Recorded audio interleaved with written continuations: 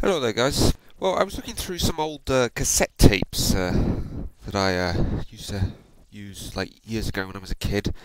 For some reason, I just like to record my own voice on tape and then just listen back to it. I don't know why exactly. I just thought it was amusing. I suppose I didn't have a camera. Maybe this was the next best thing to making a story or a film or something. But anyway, one of them actually featured my own version of an episode of a show I used to watch as a kid called What on Earth? And this brought back a few kind of nice memories, and did a quick search on Google actually to see if I could actually find maybe any online feeds of it or perhaps a DVD. Disappointed to find that the show has actually never been released officially on DVD, but I did manage to find an unofficial DVD with all 24 episodes. I've already watched the whole thing. It's still just as good as I remember. You probably don't have a faintest idea what I'm talking about, so I'm going to just explain briefly to the show how the show worked. Basically, it was about this alien called Watt, and that's W-A-T-T, hence the name. So he comes down to Earth because he is heir to the throne on his planet, but his parents have been killed. Because his parents have been killed, but his evil uncle is out to try and kill him, so he's fled to Earth. So I guess the basic backstory is Hamlet in a way. But anyway, he comes to Earth, and he has the ability to basically morph or shapeshift, whatever you want to call it. In the show, they call it transanimate objectify into various objects, which he disguises himself into. And when we first see him, he is disguised as an apple. And this young boy called Sean comes in and he tries to eat Watt. And Watt obviously has to stop him because if the object he is disguised as becomes broken or cut up in some way, I guess that kills him. So now he is exposed to Sean, and Sean has to sort of look after him and take care of him. The show basically was kind of half comedy, half drama. Basically, the sort of fish out of water idea that you normally get with stories about aliens on Earth trying to adjust to life on another planet. Watt's not actually supposed to be a particularly intelligent person. I mean, obviously, he understands the way his own planet works, but he doesn't understand the way Earth works. Sean's kind of the same. He understands the way basic Earth life works, but doesn't really sort of fully understand what is involved in. And kind of an interesting theme of the show is that every time Watt transforms into a different object, it's always a slight mistake. A teapot with two spouts rather than a handle. This little porcelain ornament of a shepherdess with a sheep, and the sheep has two heads. What else was there? Oh, it was a pencil with Sean's name on it, and the writing on it was backwards. Now, his uncle has also sent this hitman down to Earth, basically to try and eliminate Watt, called Jem'Hadar. And Jem'Hadar has a slightly different ability to Watt. He can shapeshift into different people, or as they call it on the show, transanimate personify. So he's always played by different actors throughout the show. I don't think we ever really see Jem'Hadar in his true form. Maybe he has a natural human form, I don't know. He appears maybe as a single person, maybe for 3 or 4 episodes, and then he'll change. So that was sort of the drama side of the show. Jem'Hadar constantly going after Watt, and Watt maybe sort of adjusting to human life and trying to live a life kind of like a human, for the most part. That was the sort of comedic side of things. A few things I never fully understood about the show is Watt's sort of reluctance to become exposed to the rest of Sean's family. Now, Watt does go out into the human world and interact with other humans. He does it wearing a hat that conceals his ears, because his ears in the first series are back to front, and in the second series they're green. To everyone else, he's just a normal person because he's just physically appears to be a human in maybe his mid to early 20s.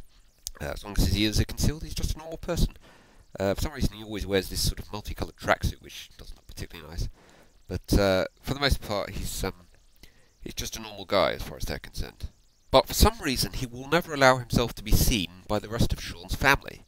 I never really understood why Sean didn't just tell the rest of his family about Watt. I mean, his family aren't deranged or lunatics or anything, they're just perfectly normal people.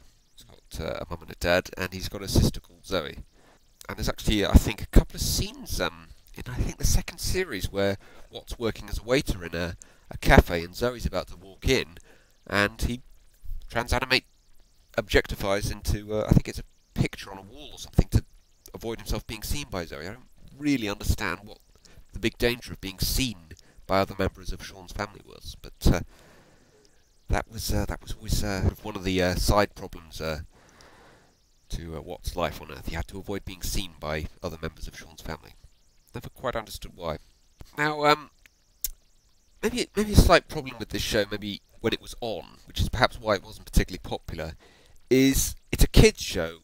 I think maybe some people may be a little bit uneasy about the kind of more complex ideas it explored. It was written by two writers of Doctor Who, which was quite a complex show, and it explored ideas like science, technology, satellite communication, con artist, bank robbery, financial issues, writing a newspaper. Sean's family basically run a newspaper. Maybe that's too complex for a kids' show.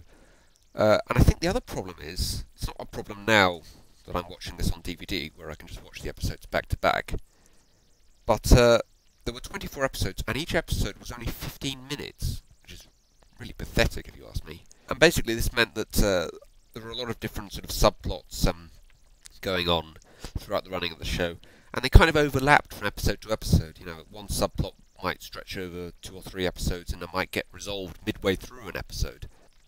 Other subplots might become involved midway through an episode, and then it wouldn't be resolved until like just at the beginning of the next episode. So in a sense it kind of has a structure of a TV series, in that there are a lot of subplots that stand on their own, and you can kind of just watch that subplot and not really have to understand anything else in order to get it. But they overlapped into separate episodes. I guess much like Doctor Who, a lot of the episodes ended on cliffhangers. Not all of them, but a lot of them did. And really, if you're going to have like a lot of little subplots, you want to contain them within one episode. But perhaps that's another thing that put people off. It's not a particularly well-remembered show, unfortunately, which is a real shame, because I thought it was really good.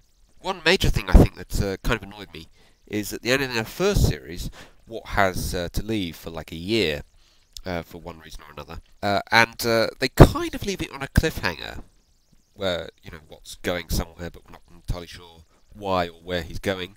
And then Sean is being consulted by the rest of his family about this mention of Mr. Watt, who earlier in the series had been someone who mysteriously sent them a parcel. The alias of Mr. Watt had sent them a parcel with a crapload of money in, and they'd had to take it back to the bank and assured them that they hadn't robbed the bank. This was just something that had been delivered to them.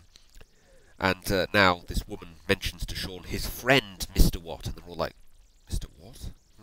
What's this about? That's completely forgotten about at the start of the second series, which kind of annoyed me. But anyway, this was still an excellent show. Ran in the early 90s.